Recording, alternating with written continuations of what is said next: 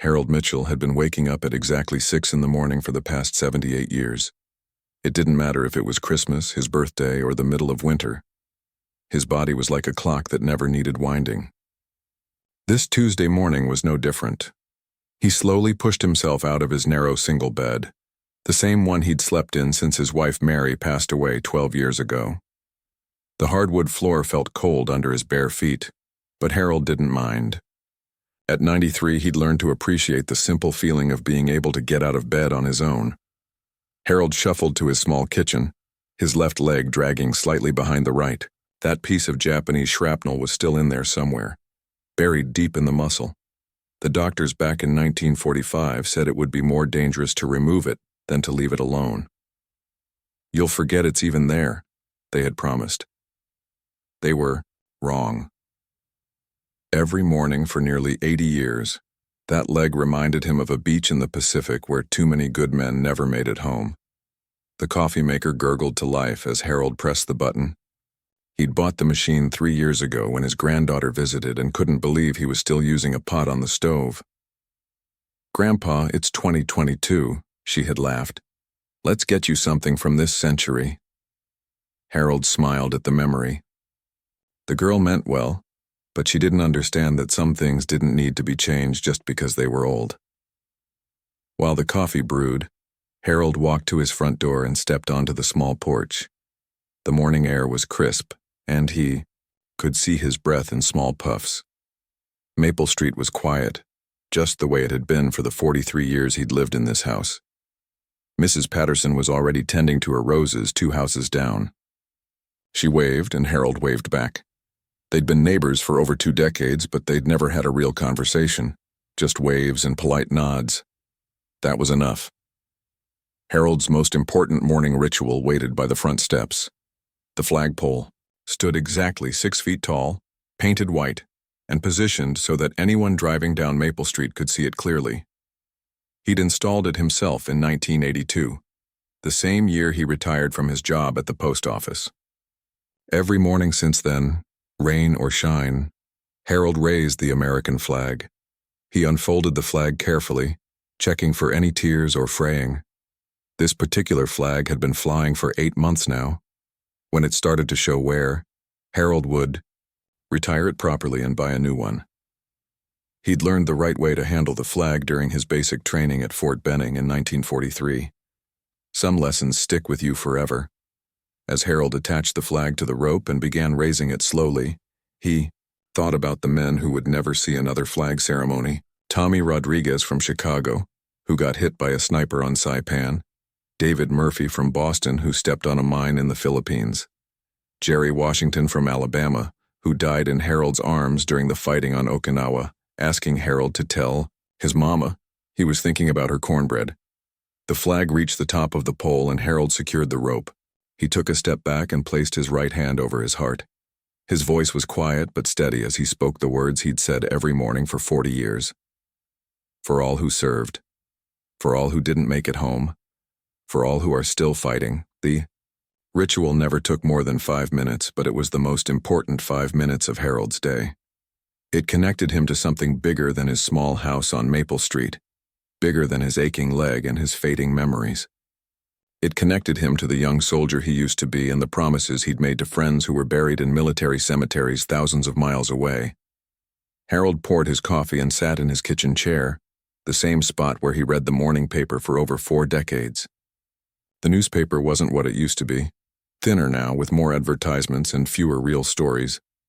But Harold read it cover to cover anyway, including the obituaries. At his age, the obituaries had become the most relevant section. The house around him held memories in every corner. The living room still had Mary's favorite chair, a blue recliner where she used to knit while watching her evening shows. The bedroom closet still contained her dresses, hanging exactly where she left them. Harold's daughter had offered many times to help him go through Mary's things, but he wasn't ready. Maybe he never would be. Harold had bought this house in 1981, with money he'd saved working at the post office. It wasn't fancy, just a small 2-bedroom with a kitchen, living room, and 1 bathroom, but it had a front porch where he could sit in the evenings, and a backyard big enough for Mary's vegetable garden. That was all they needed. The neighborhood had changed over the years. Young families moved in and out. Kids grew up and left for college. Older neighbors passed away, and new ones took their places. But Maple Street remained peaceful. It was the kind of place where people mowed their lawns on Saturday mornings and brought covered dishes when someone was sick. Harold finished his coffee and walked to the back door. Mary's garden was smaller now than it used to be. Harold could only manage a few tomato plants and some herbs. His knees weren't strong enough for the heavy digging Mary used to do. But he kept the space neat and tidy, pulling weeds and watering the plants she would have loved. At 10 o'clock, Harold walked to the mailbox at the end of his driveway. The mail carrier, a young woman named Rita, always arrived around the same time. She'd been delivering mail to Maple Street for 3 years now, and she always asked Harold how he was feeling. "Beautiful morning, Mr. Mitchell," Rita said as she handed him his mail. "Every morning's beautiful when you wake up to see it," Harold replied. It was something he'd been saying for years, but he meant it every time.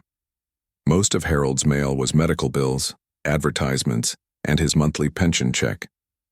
But sometimes there were letters from his granddaughter or cards from old army buddies who were still alive.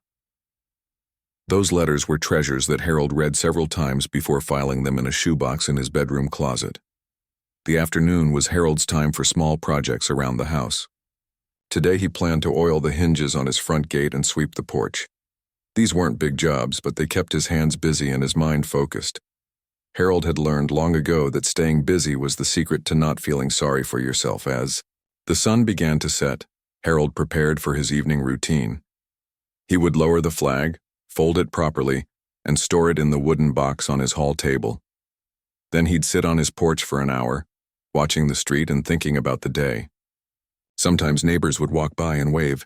Sometimes the street stayed empty except for the occasional car. Harold went to bed every night grateful for another day in his quiet house on Maple Street. He'd seen enough chaos and violence to last several lifetimes. All he wanted now was peace, routine, and the simple pleasure of raising his flag every morning in honor of friends who would never grow old. He had no way of knowing that his peaceful life was about to change forever. The first motorcycle arrived on a Thursday morning at 7:30, just as Harold was finishing his flag ceremony. The sound was different from the delivery trucks and family cars that usually traveled down Maple Street. This engine was loud, aggressive, like an angry animal growling through the quiet neighborhood. Harold watched from his porch as a man with long hair and leather clothing rode past on a black motorcycle.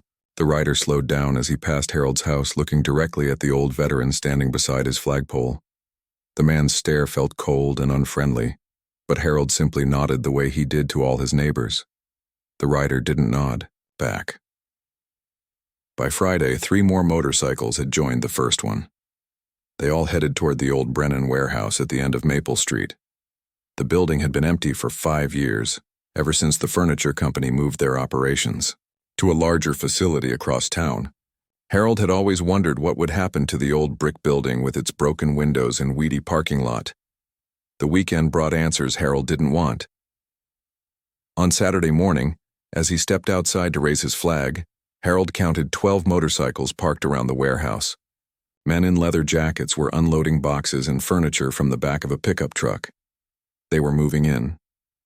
The noise started that same afternoon, engines revving for no reason except to make noise. Loud music that Harold could hear through his closed windows. Shouting and laughing that continued well past midnight. Harold had always been a light sleeper, and the noise kept him awake, staring at his bedroom ceiling and wondering what kind of people had decided to make Maple Street their home. Mrs. Patterson knocked on Harold's door on Sunday morning. She looked tired with dark circles under her eyes. "Did you get any sleep last night?" she asked. Harold shook his head. Neither had she. The noise from the warehouse had kept most of the street awake until 3 in the morning. "Maybe we should call the police," Mrs. Patterson suggested. Harold wasn't sure that would help, but he agreed it was worth trying. He called the non-emergency number and explained the situation to a bored-sounding officer who promised someone would look into it. No police car ever came to Maple Street that day. Monday morning brought Harold's first real encounter with his new neighbors. As he stepped outside at 6 o'clock to begin his flag ceremony, he noticed 3 men sitting on motorcycles in the warehouse parking lot. They were close enough that Harold could see their faces clearly. One of them, a large man with tattoos, covering both arms, seemed to be watching Harold's morning routine with great interest. Harold unfolded his flag as usual, trying to ignore the stares from across the street. As he began raising the flag up the pole, one of the men shouted something that Harold couldn't quite understand. The other 2 laughed. Harold continued with his ceremony, placing his hand over his heart and speaking his quiet words of remembrance. "Hey, old man!" The voice was louder this time, definitely aimed at Harold. "What's with the flag show every morning?" Harold looked across the street. The large man with tattoos was now standing beside his motorcycle, clearly addressing him. Harold had been taught to be polite to his neighbors, even when they weren't polite in return. "Good morning," Harold called back, "just paying my respects." "Respects to what?" the man shouted. "It's just a piece of cloth, Grandpa." Harold felt his chest tighten. He'd heard those words before, usually from people who had never worn a uniform, or seen their friends die for the country that flag represented. He decided not to respond. Some conversations were better avoided, but the men across the street weren't finished. "You do this every single day?" another one yelled. "That's weird. Old man, really weird." Harold completed his ceremony and walked back into his house, but he could still hear them laughing and making comments about the crazy old veteran who talks to flags. The harassment became a daily routine. Every morning, when Harold stepped outside, at least 2 or 3 of the motorcycle men would be waiting and watching. They began timing their loudest activities to coincide with his flag ceremony. Engines would rev just as Harold began his moment of silence. Music would blast from speakers they'd set up in the warehouse loading dock. By Wednesday, they had moved closer. Instead of staying in the warehouse parking lot, they positioned themselves on the street corner, only 50 feet from Harold's front yard. Their comments became more frequent and more personal. "There goes Flag Boy again," one would say. "Probably. Talks to his teddy bear, too," another would add. "Old soldiers never die, they just get weird," a third would contribute. Harold tried to maintain his dignity and continue his routine, but the stress was wearing on him. His sleep was already disrupted by their late-night noise. Now his most peaceful and important time of day was being turned into a daily confrontation. The situation escalated on Friday morning. As Harold was folding his flag after the ceremony, preparing to store it properly for the day, he heard footsteps on his front walkway.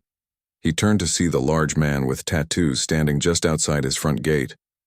"We need to talk, old-timer," the man said.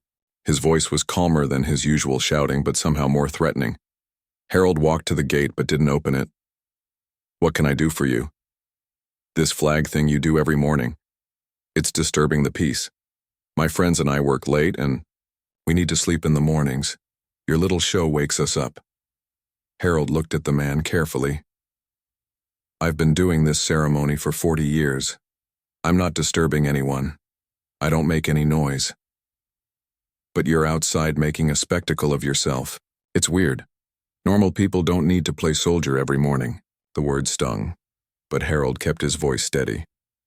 "I serve my country. These few minutes each morning honor the men who died serving theirs." The man stepped closer to the gate. "Well, your service is over, Grandpa.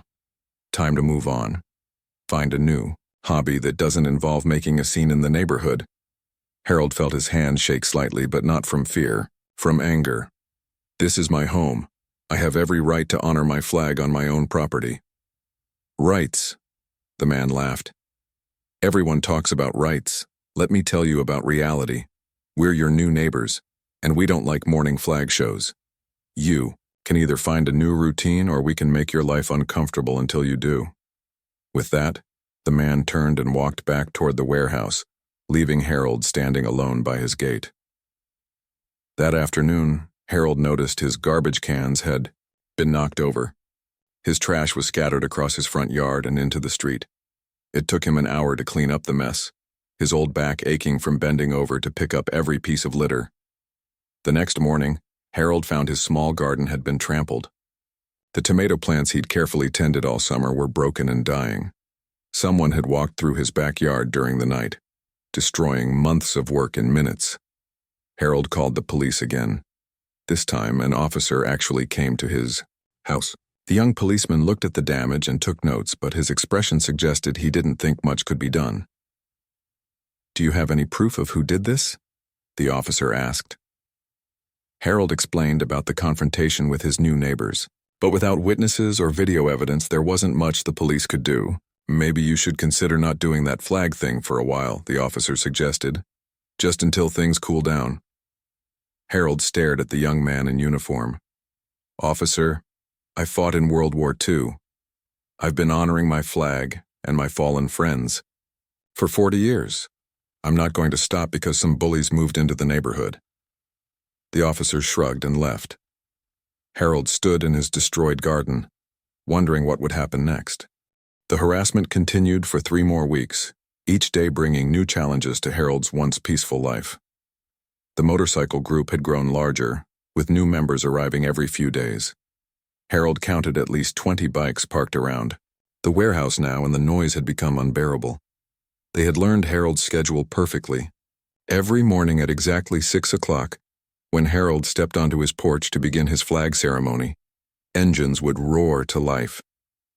The sound was so loud that Harold couldn't hear his own voice when he spoke his daily words of remembrance. The men would rev their engines repeatedly, drowning out any chance for the quiet reflection that had sustained Harold for 40 years. But the morning noise was just the beginning. They had started targeting other parts of Harold's routine as well. When he walked to his mailbox at 10 o'clock, someone would always shout crude comments from across the street. When he worked in his garden during the afternoon, they would blast music so loud that his windows rattled. The psychological warfare was taking its toll. Harold found himself hesitating before leaving his house, dreading the confrontation that seemed to await him every time he stepped outside. His appetite disappeared, and he lost 15 pounds in 3 weeks. The man who had never missed a day of his flag ceremony in 40 years began to consider whether it was worth the daily humiliation. Mrs. Patterson visited Harold one evening, her face filled with concern. "This has to stop," she said, sitting in Mary's old blue chair. "They're terrorizing the entire neighborhood." Harold learned that he wasn't their only target. The motorcycle group had been bothering other residents as well. They blocked driveways with their bikes, left trash in people's yards, and played loud music at all hours. But Harold seemed to be their primary focus, the one they enjoyed tormenting the most. "Mrs. Chen is afraid to open her store," Mrs. Patterson continued. "They park their motorcycles right in front of her market and sit there for hours, scaring away her customers." Mrs. Chen had owned the small convenience store on the corner of Maple Street for 15 years. She was a quiet woman in her late 70s who had immigrated from Taiwan decades ago. Her store sold basic groceries, newspapers, and lottery tickets to the neighborhood residents. It wasn't much, but it was her livelihood. Harold had been shopping at Mrs. Chen's store twice a week for years. She always greeted him with a gentle smile and asked about his health. When Mary was dying, Mrs. Chen had prepared special soup and delivered it to Harold's house without being asked. She was the kind of neighbor who made a community feel like home. The next morning, Harold decided to walk to Mrs. Chen's store after his flag ceremony. He needed milk, but more importantly, he wanted to show support for a fellow small business owner who was being bullied by the same group that tormented him daily. As Harold approached the store, he could see 3 motorcycles parked directly in front of the entrance. The riders were sitting on their bikes, not going into the store, just blocking access for anyone who might want to shop there. Harold recognized one of them as the large man with tattoos who had confronted him at his gate. Harold walked past the motorcycles and entered the store. Mrs. Chen was behind the counter, but her usual smile was missing. She looked tired and worried. "Good morning, Mrs. Chen," Harold said, selecting a carton of milk from the small refrigerator. "Good morning, Mr. Mitchell," she replied quietly. "How are you today?" Harold could see the fear in her eyes. "I'm fine. How are you managing with all the noise from the warehouse?" Mrs. Chen glanced nervously toward the front window, where the three men on motorcycles were clearly visible. "It's been difficult," she admitted. "Business is not good lately." Harold paid for his milk and was preparing to leave when the store's front door opened with a harsh jingle of the bell. The large man with tattoos entered, followed by one of his companions. They didn't look like they were there to buy anything. "Morning, Grandma," the man said to Mrs. Chen, his voice dripping with false politeness. "How's business today?" Mrs. Chen didn't respond. She stood behind her counter, gripping its edge with both hands. "I asked you a question," the man continued, his voice becoming harder. "How's business?" "Business is fine," Mrs. Chen said quietly. "That's good to hear." The man smiled, but it wasn't a friendly expression. "Because we've been thinking about this neighborhood, about how to make it safer for everyone. Lot of crime these days, you know. Stores getting robbed, old people getting hurt, terrible things happening to small businesses." Harold felt his chest tighten. He recognized the tone immediately. It was the same voice bullies had used throughout history, the same threatening sweetness that preceded violence. "We could help keep your store safe," the man continued. "For a small fee, of course. Nothing unreasonable. Maybe $50 a week. Think of it as insurance." Mrs. Chen's face went pale. "I don't understand." "Sure you do, Grandma. $50 a week, and we make sure nothing bad happens to your store. No broken windows, no problems with customers being scared away. We're offering protection." Harold had heard enough. "Leave her alone," he said, stepping forward. The man turned toward Harold, his eyes narrowing. "Well, look who's here. Flag boy, this doesn't concern you, old man." "Mrs. Chen is my neighbor," Harold said, his voice steady despite the trembling in his hands. "This concerns me very much." "Your neighbor?" The man laughed. "Funny how you care so much about some foreign ladies' store but can't take a hint about that stupid flag routine." Harold took another step forward. "She's an American citizen and a member of this community, and she doesn't owe you anything." The second man, who had been silent until now, moved closer to Harold. "Maybe you should mind your own business, Grandpa." "This is my business," Harold replied. "I've lived on this street for over 40 years. I'm not going to watch you intimidate my neighbors." The large man with tattoos studied Harold for a long moment. "You know what your problem is, old man? You think this is still 1945. You think people care about your war stories and your flag ceremonies. But this is 2023 and nobody cares about ancient history." "Some things never change," Harold said. "Right is right, and wrong is wrong. Bullying people for money is wrong no matter what year it is." "Bullying?" The man stepped closer to Harold. "I wouldn't call it bullying. I'd call it business. This is America, right? Land of opportunity?" Harold could smell the man's breath, could see the anger building in his eyes. "This is America," Harold agreed. "Which means Mrs. Chen has the right to run her business without being threatened." What happened next occurred so quickly that Harold barely had time to react. The man's hand shot out and shoved Harold hard in the chest. At 93, Harold's balance wasn't what it used to be. He stumbled backward, his weak leg unable to support his sudden movement, and fell to the floor of the store. The impact knocked the wind out of Harold's lungs. Pain shot through his hip and shoulder where he hit the hard linoleum. His milk carton burst open, spreading white liquid across the floor around him. Mrs. Chen cried out and rushed from behind the counter to help Harold, but the second man blocked her path. "Oops," the large man said, looking down at Harold, struggling to catch his breath on the floor. "Looks like Grandpa's balance isn't so good anymore. You should be more careful, old man. At your age, a fall could be really dangerous." Harold tried to push himself up, but his arms were shaking and his hip throbbed with pain. The fall had scraped his hands raw against the rough floor. "Here's how this is going to work," the man continued, speaking to Mrs. Chen while Harold struggled on the floor. "You're going to pay us $50 every week starting today, and Flag Boy here is going to stop his morning circus routine. If either of you has a problem with that arrangement, accidents might start happening more often." The two men walked toward the door, stepping around Harold without offering to help him up. "Think about it, Grandma," the large man said as he reached the door.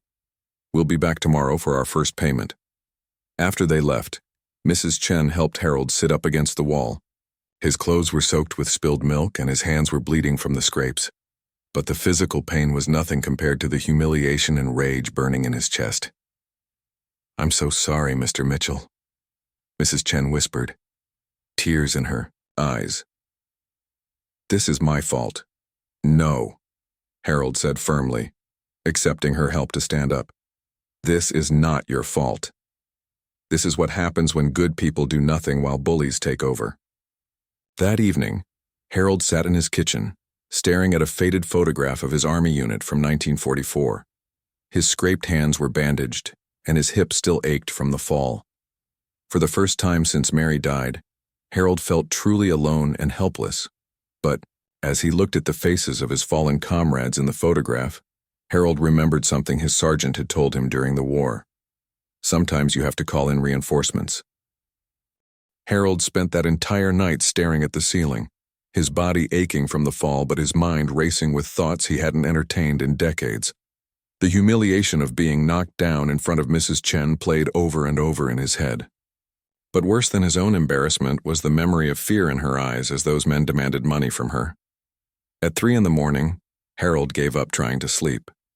He made his way to the kitchen and sat at his small table with a cup of coffee, looking out the window toward the warehouse. Even at this hour he could see lights on and hear the distant sound of voices and laughter. These people had no respect for anyone or anything. Harold's thoughts drifted to his late wife, Mary.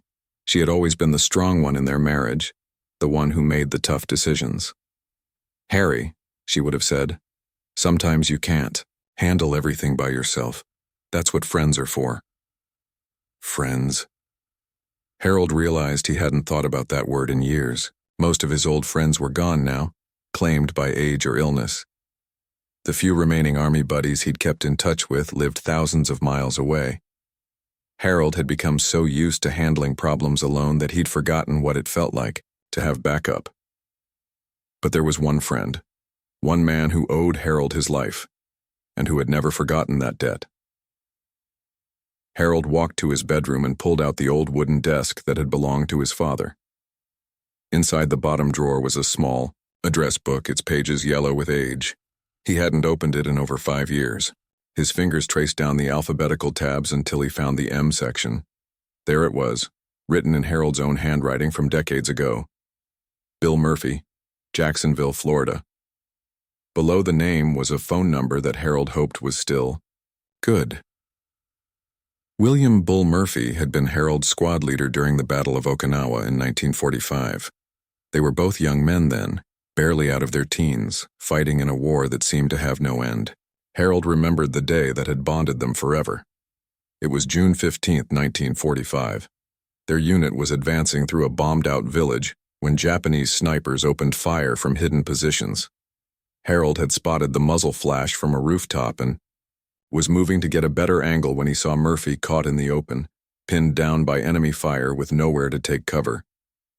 Without thinking, Harold had charged across 30 yards of open ground, drawing the sniper's attention away from Murphy and giving his squad leader time to reach safety. Harold took a piece of shrapnel in his leg during that charge, but Murphy made it out alive. After the war, Murphy had gone on to make a career in the Marines. He'd served in Korea and Vietnam, eventually retiring as a full colonel. They'd exchanged Christmas cards for years, and Murphy had visited Harold and Mary twice in the 1980s. But as the decades passed, their contact had gradually faded to nothing. Harold had heard through mutual acquaintances that Murphy still lived in Florida, that he'd lost his wife to cancer about 10 years ago, and that he spent his retirement years working with veteran organizations. But Harold hadn't spoken to his old friend in over 20 years. At 6 a.m, Harold performed his flag ceremony as usual, despite everything that had happened. The motorcycle men were there waiting for him, revving their engines and shouting their usual insults. But Harold noticed something different in their behavior. They seemed more confident now, more aggressive. The physical confrontation in Mrs. Chen's store had shown them that Harold was helpless to stop them. After raising his flag, Harold stood on his porch longer than usual, looking directly across the street at the men who had made his life miserable. For the first time in weeks, he wasn't afraid. He was angry, and anger was something Harold knew how to use. Harold went back inside and picked up his phone. His hands were shaking slightly as he dialed the number from his old address book. The phone rang once, twice, 3 times. Harold was about to hang up when a gruff voice answered. "Murphy here." Harold's throat felt dry. "Bill? This is Harold. Mitchell." There was a long pause, then Murphy's voice changed completely. "Harry? Harry Mitchell from Chicago? Well, I'll be damned. How the hell are you, buddy?" "I'm getting by, Bill. Living down in Georgia now. Been here about 40 years. "Georgia? Good for you. I heard Mary passed. I'm sorry I couldn't make it to the funeral." "That's all right, Bill. I know you would have been there if you could." Murphy's voice became more serious. "Harry, you don't sound good. What's going on?" Harold took a deep breath. This was harder than he'd expected. "Bill, I need to ask you for something. I know it's been a long time since we talked, but I'm in a situation here and I don't know what else to do." "Talk to me, Harry. What kind of situation?" Harold began explaining about the motorcycle group, about the daily harassment, about what had happened to Mrs. Chen and how he'd been knocked down in her store. Murphy listened without interrupting, occasionally asking for specific details about the group's size, their activities, and their leader. When Harold finished, Murphy was quiet for a long moment. "Harry, these guys threatened an old lady for protection money and put their hands on a 93-year-old veteran?" "That's right, Bill." Murphy's voice became hard as steel. "And the local police won't do anything about it?" "They say they need evidence. Without witnesses or video, there's not much they can do." "Evidence," Murphy muttered. "Harry, do you remember what you did for me on Okinawa?" Harold was surprised by the change of subject. "That was a long time ago, Bill." "Not. To me it wasn't. You saved my life that day. Charged across open ground under sniper fire to give me cover. You took shrapnel in your leg that you still carry today, and you did it without hesitation. Any of us would have done the same thing." "No, Harry. Not everyone would have. But you did. And I've never forgotten that." Murphy paused. "Harry, I want you to listen to me carefully. I'm going to make some phone calls. I still know people, veterans from all the wars since ours. Good people who understand what honor means." Harold felt a flutter of hope in his chest. "Bill, I don't want you to get in any trouble because of my problems." "Trouble?" Murphy laughed, but it wasn't a pleasant sound. "Harry, these punks have no idea what trouble looks like. They think they're tough because they can intimidate old folks and shake down shopkeepers. Let me tell you something about real tough guys." Murphy's voice became more animated. "I know bikers too, Harry. Veterans who ride motorcycles. Men who served in Vietnam, Iraq, Afghanistan. Guys who've seen real combat and don't much care for bullies who pick on old soldiers and immigrant grandmothers. I don't want anyone to get hurt, Bill." "Nobody's going to get hurt, Harry. But sometimes bullies need to understand that they're not the only tough guys in the world. Sometimes they need to meet people who are actually tough, not just pretending to be." Murphy explained that he still maintained connections throughout the military community. He belonged to several veteran organizations and knew coordinators for motorcycle groups that were made up entirely of former servicemen and women. "There's a group called Rolling Thunder," Murphy said. "They ride to honor fallen veterans and support active duty military. Then there's the Patriot Guard Riders, the American Legion Riders, the VFW Riders. All good people, all veterans, all on motorcycles." Harold listened as Murphy described a network of veteran bikers who traveled across the country for military funerals, charity rides, and community events. These weren't outlaws or troublemakers. They were retired soldiers, sailors, Marines, and airmen who happened to love motorcycles. "Harry, I'm going to make some calls tonight. I'm going to reach out to coordinators in Georgia, Alabama, and the Carolinas. I'm going to tell them about a 93-year-old World War II veteran who's being harassed by some punks who don't understand what respect means. Bill, I appreciate this, but I don't want to cause a big scene in the neighborhood." Murphy's voice became gentle. "Harry, you're not causing anything. You've been minding your own business, honoring your flag, living peacefully in your own home. These other guys are the ones causing problems. All we're going to do is remind them that veterans look out for each other." They talked for another 20 minutes, with Murphy asking for Harold's exact address and more details about the layout of Maple Street and the warehouse where the motorcycle group had set up their operation. "Harry," Murphy said before they hung up, "I want you to do me a favor. Tomorrow morning you go out there and raise your flag just like you've done every day for 40 years. Don't let these punks change your routine. You've earned the right to honor your country and your fallen friends, and no two-bit bully is going to take that away from you. What if they try to stop me?" "They won't," Murphy said with complete confidence. "Trust me on this one, buddy. By tomorrow morning, the dynamics in your neighborhood are going to be very different." After Harold hung up the phone, he felt something he hadn't experienced in weeks: hope. For the first time since the harassment began, Harold believed that things might actually get better. That evening, Harold sat on his porch as usual, but instead of dreading the next morning, he found himself looking forward to it. Across the street, the motorcycle group continued their loud partying, completely unaware that their days of terrorizing Maple Street were numbered. Harold looked up at his flag, flying proudly in the evening breeze, and smiled. Help was coming. Harold woke up at 5:30 the next morning, 30 minutes earlier than usual. He had actually slept well for the first time in weeks, and he felt more rested than he had in months. There was something different in the air, a sense that this day would not be like the others. As he made his morning coffee, Harold noticed that the warehouse across the street was unusually quiet. No loud music, no shouting, no engines revving at all hours. Maybe the troublemakers had finally worn themselves out from their late-night partying. Harold dressed carefully, putting on his best shirt and the American flag pin Mary had given him for their 50th wedding anniversary. If Bill Murphy had been able to arrange help, Harold wanted to look his best when it arrived. At exactly 6 o'clock, Harold stepped onto his porch to begin his flag ceremony. As expected, several of the motorcycle men were already positioned across the street, ready to begin their daily harassment. But something was different about their behavior. They seemed distracted, looking around nervously instead of focusing their attention on Harold. Harold unfolded his flag and began attaching it to the rope, just as he had done every morning for 40 years. He expected the usual engine revving and shouting to begin, but the street remained strangely quiet. The motorcycle men were talking among themselves in hushed voices, pointing down the street toward something Harold couldn't see. Then Harold heard it. The distant rumble of motorcycle engines, but not just one or two.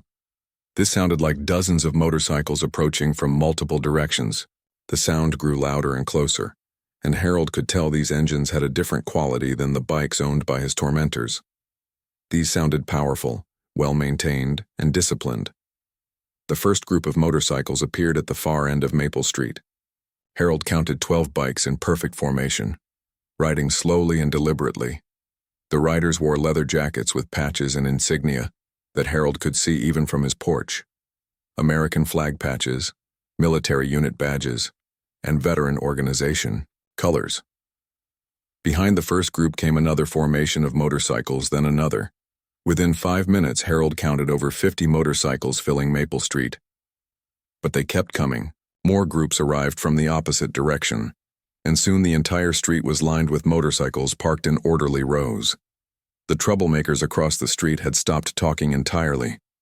They stood frozen beside their own bikes, staring in disbelief at the overwhelming display of organized riders who had appeared as if from nowhere.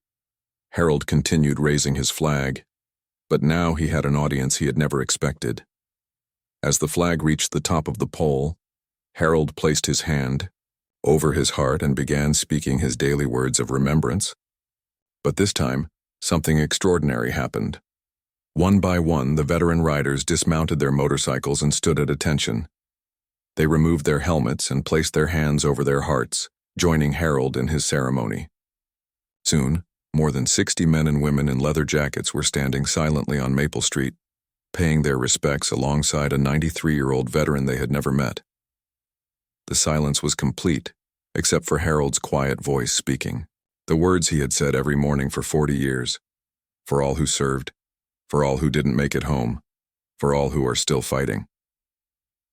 When Harold finished, the veteran riders remained at attention for a full minute of silence. Then, As if responding to an unheard command, they all snapped their hands to their sides and replaced their helmets. A large man with gray hair and a Marine Corps insignia on his jacket approached Harold's gate. Harold recognized the bearing and confidence of a career military man.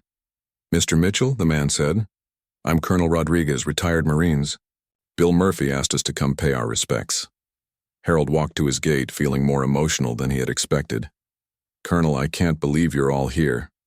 Mr. Mitchell, when we heard about your situation, word spread through the veteran community faster than wildfire. These riders came from 3 states to be here this morning. We have Marines, Army, Navy, Air Force, and Coast Guard veterans. We have men and women who served in Vietnam, the Gulf War, Iraq, Afghanistan, and a dozen other places." Harold looked out at the sea of motorcycles and riders filling his quiet street. "I never expected anything like this." "Sir, we take care of our own," Rodriguez said simply. "What's been happening to you and your neighbors is unacceptable. We're here to make sure it stops." Across the street, the troublemakers were having an animated discussion. Harold could see them pointing at the veteran riders and gesturing wildly. Their leader, the large man with tattoos who had knocked Harold down, kept looking around as if trying to find an escape route. Colonel Rodriguez noticed Harold's attention shift to the warehouse group. "Mr. Mitchell, with your permission, I'd like to have a conversation with your neighbors. I think they need to understand some things about respect and community standards." Harold nodded.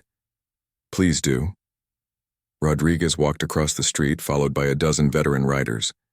Harold watched as they approached the group of troublemakers who had made his life miserable for weeks. "Gentlemen," Rodriguez called out in a voice that carried the authority of 30 years of military command. "I understand you've been having some disagreements with our friend Mr. Mitchell." The tattooed leader tried to maintain his aggressive posture. "This doesn't concern you, old man. This is between us and Flag Boy over there." Rodriguez smiled, but it wasn't a friendly expression. "Actually, it concerns us very much. You see, Mr. Mitchell is a World War II veteran who served his country with honor. And we're all veterans who served our country with honor. When someone disrespects one of us, they disrespect all of us. We got rights too," another troublemaker spoke up. "We can live wherever we want." "Absolutely," Rodriguez agreed. "You have the right to live here, but you don't have the right to harass elderly veterans, intimidate shopkeepers, or terrorize a peaceful neighborhood."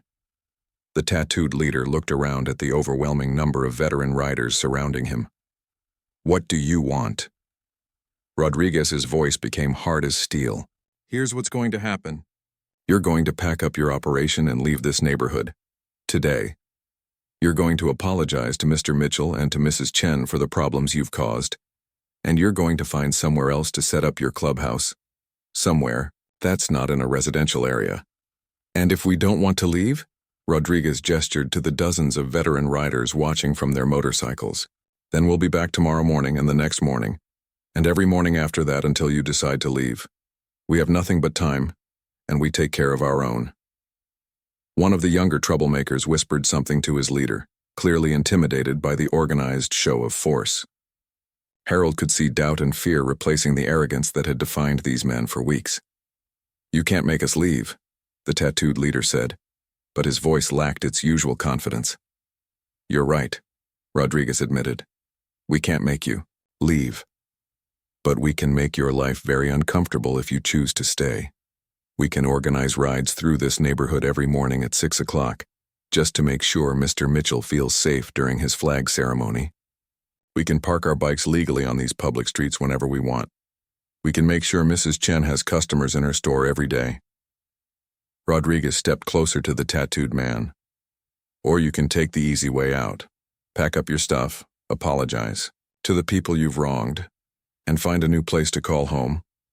Somewhere that's not next to a 93-year-old war hero who's earned the right to live in peace." The psychological pressure was overwhelming. The troublemakers were outnumbered, 5-1 by disciplined veterans who clearly weren't going to back down. Their intimidation tactics, which worked so well against elderly neighbors, were useless against men and women who had faced real danger in real wars. Within an hour, trucks and trailers began arriving at the warehouse. The motorcycle group that had terrorized Maple Street for weeks, started loading their belongings and preparing to leave. They worked quickly and quietly, avoiding eye contact with the veteran riders who watched their every move. The tattooed leader approached Harold's gate one final time, but his attitude was completely different now. "Look, old man," he said quietly, "maybe we got off on the wrong foot. We didn't mean any real harm." Harold looked at the man who had knocked him down, who had threatened Mrs. Chen, who had destroyed his garden and ruined his peaceful life. "I appreciate your apology," Harold said simply. "I hope you find what you're looking for somewhere else." By afternoon, the warehouse was empty. The troublemakers and their motorcycles were gone, leaving only tire marks and scattered trash as evidence they had ever been there.